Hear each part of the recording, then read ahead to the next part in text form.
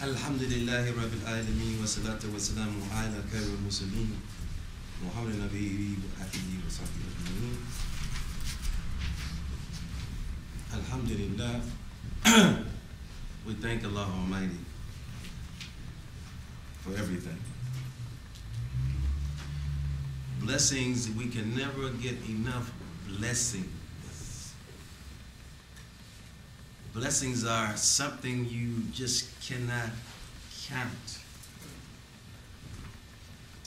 But we must learn how to utilize those blessings. The abundance. Allah says that He sent the abundance with beloved Muhammad sallallahu alaihi wasallam. And if you hate him, you cut yourself off from the future. He said the future.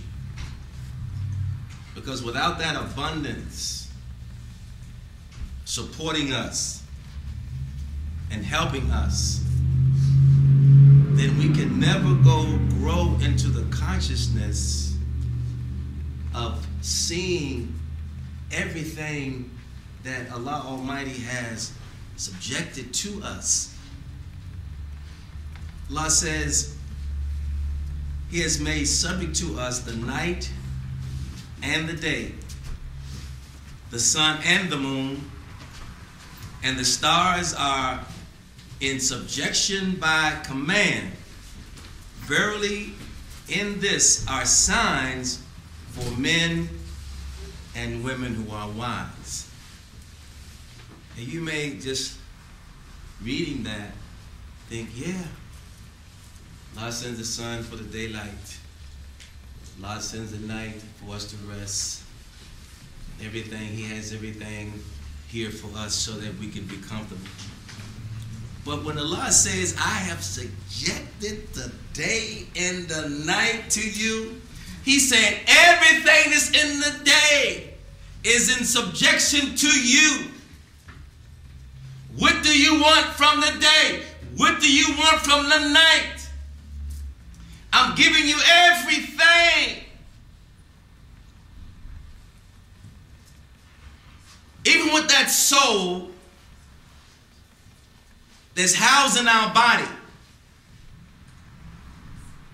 Everybody comes here with it. This is our treasures. This is our unopened inheritance. Allah sends with that treasure. That treasure is like in a box and it's wrapped, beautifully wrapped with a bow.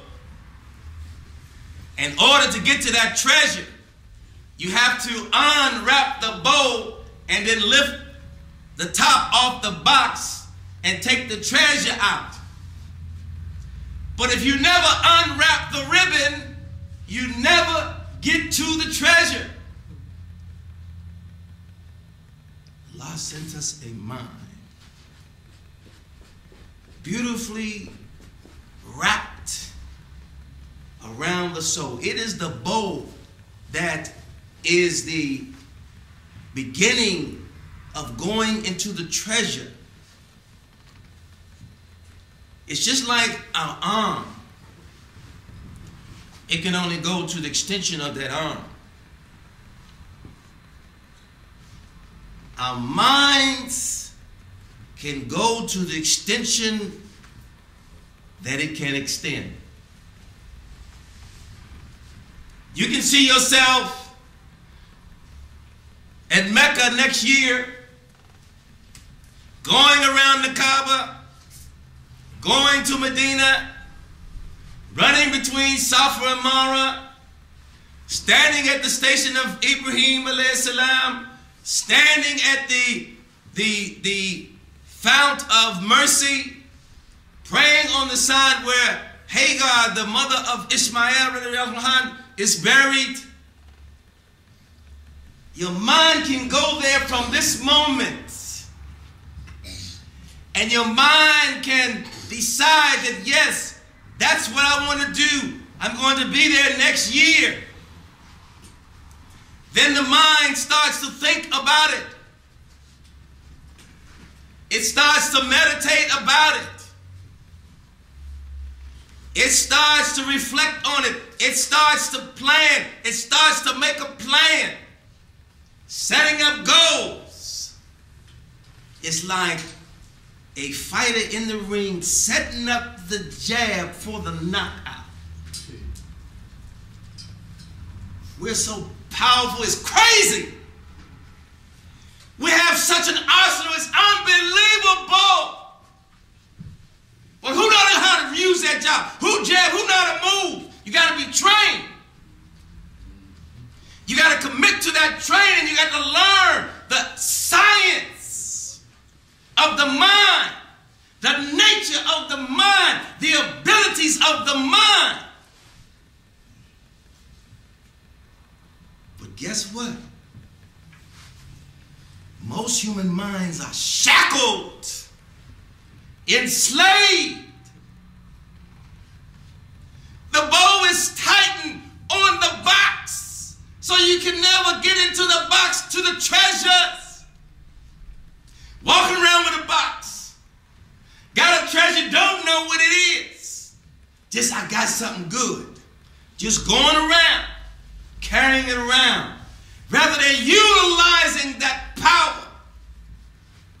It's like carrying a donkey on your back or a horse on your back.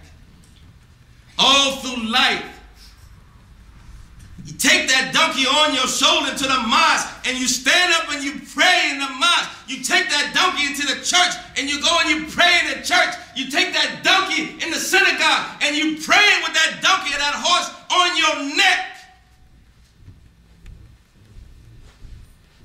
Wondering, oh my God, why haven't you given me this? I'm always praying. I'm always going to church. I'm always going to the synagogue. I'm going to the mosque. I'm making my 5 prayers a day. I made Hajj. I fast during Ramadan.